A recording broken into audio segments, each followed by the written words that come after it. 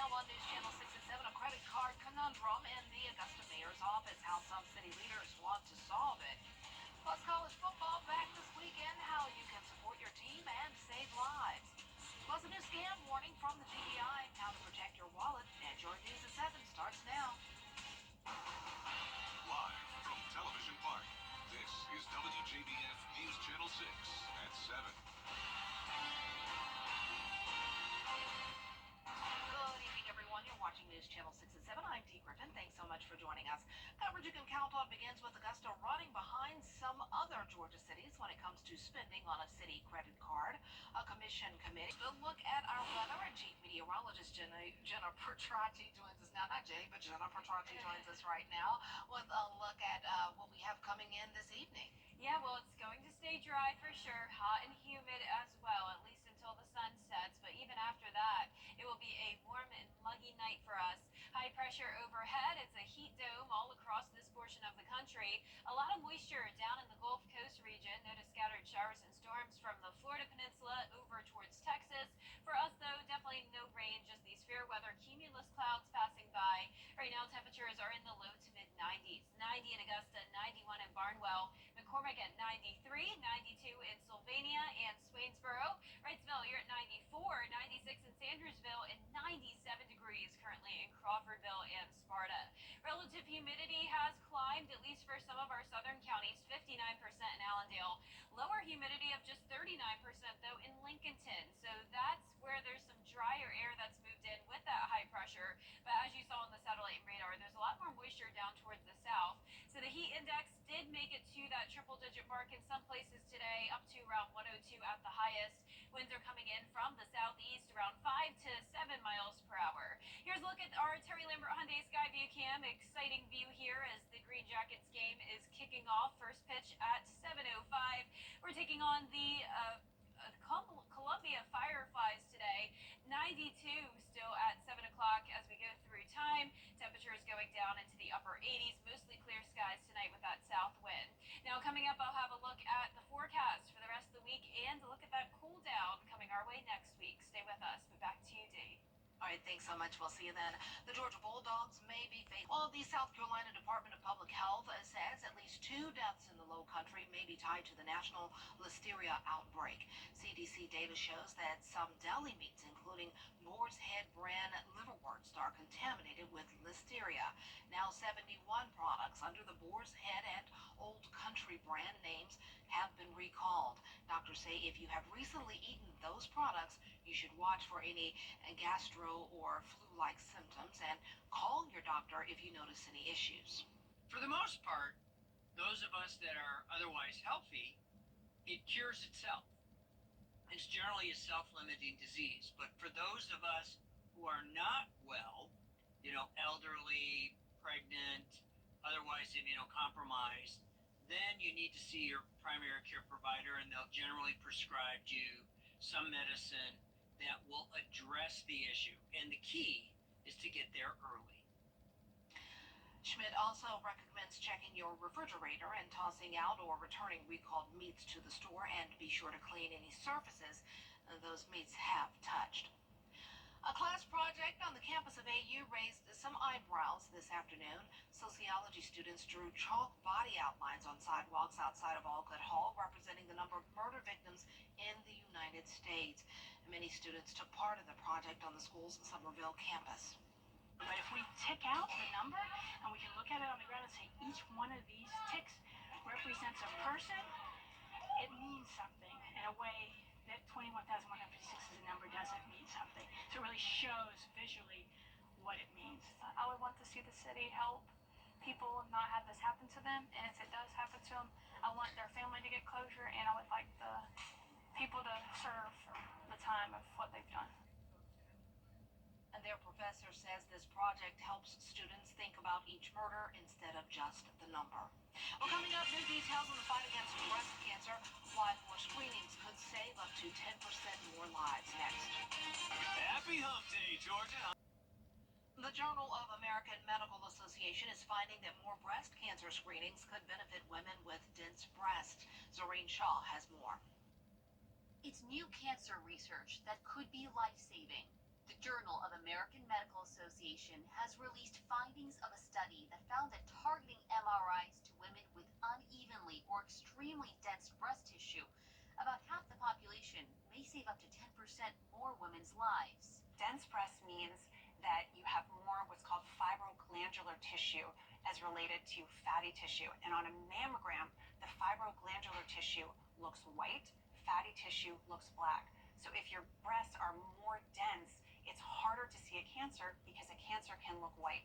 So it's like trying to find a snowflake in a snowstorm. The FDA will require doctors to inform women when they get a mammogram if they have dense breasts. This mandate begins September 10th. The additional screenings could, however, come with risks. Researchers say with breast MRIs, there's also an increase in false positives. That's when a test incorrectly detects disease when it does not exist. Right now, insurance coverage for additional MRI testing is case by case, depending on each person's situation.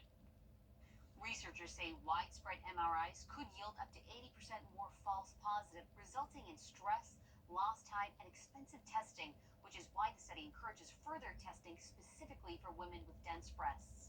Zoreen Shah, ABC News, Los Angeles. Hot and humid weather for us, mostly dry, just a couple stray showers possible, but next week we really see an increase in those rain chances and a decrease in the temperatures. I'll have that full 10-day forecast right after the break.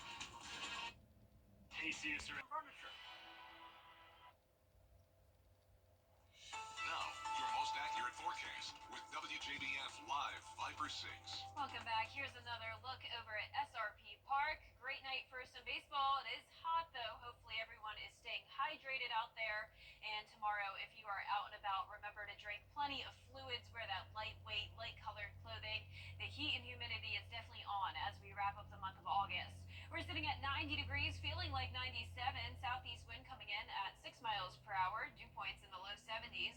Low to mid 90s. We had a lot of places make it to 97 earlier today. Now sitting at 92 in Sandersville, 91 in Swainsboro. Allendale, you're at 90 degrees. Same thing in Aiken, 93 in Edgefield, and 94 in Saluda.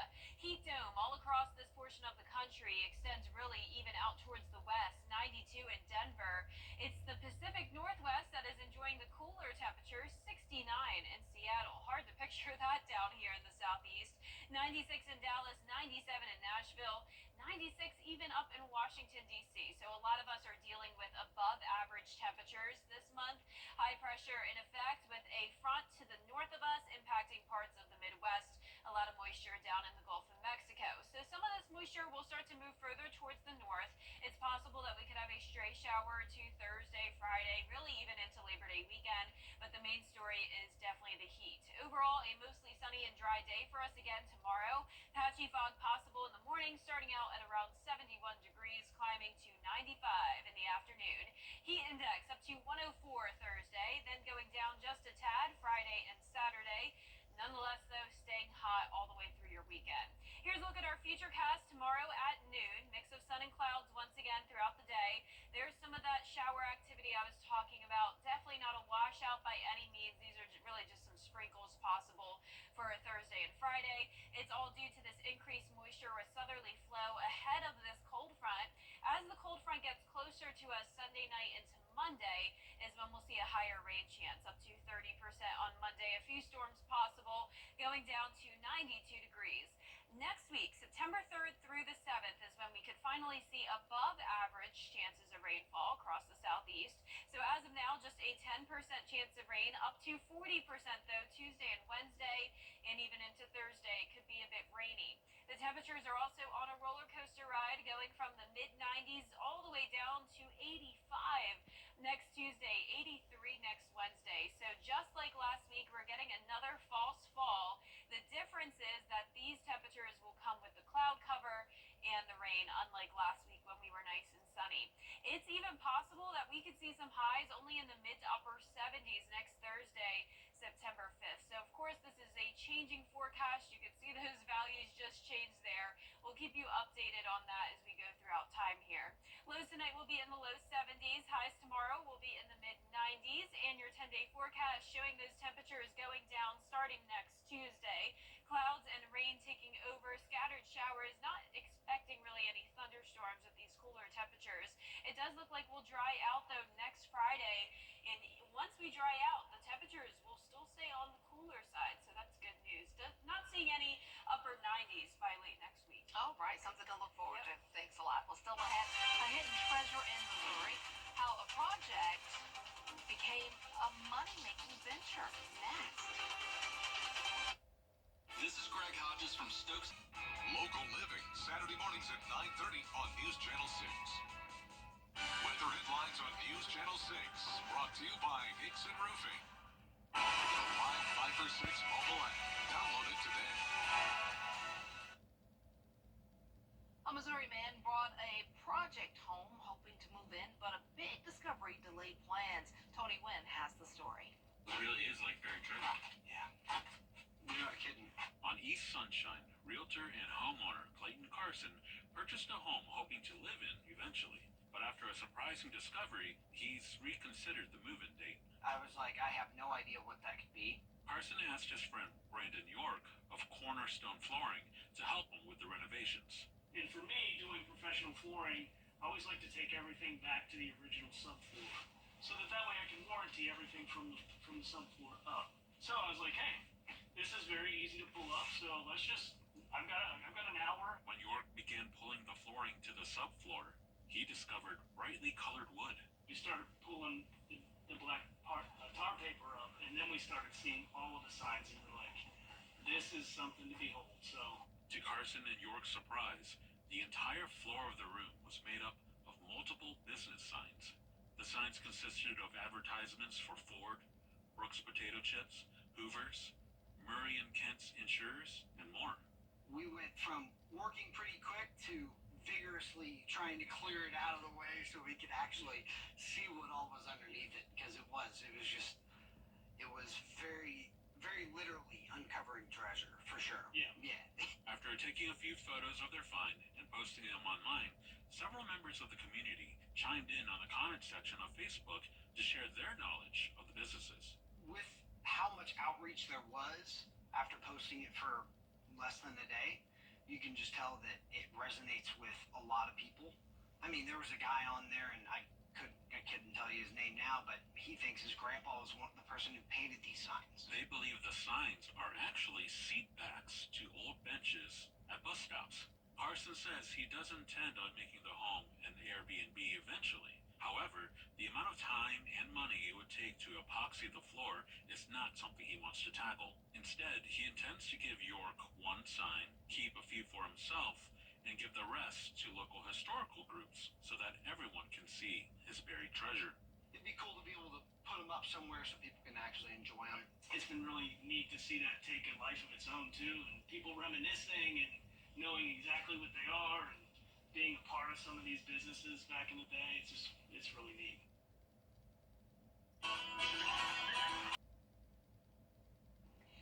Do you like traveling with your dog? Company Wolves is looking for a chief hotel inspector to see if hotels across the country are really pet friendly. The inspector will find the best places for pet owners to stay and help rate them. The job will last 6 months and, according to its listing, pays up to $10,000 a month. Oh, that's a nice job. All expenses are covered. Applications can be made on the job website Indeed.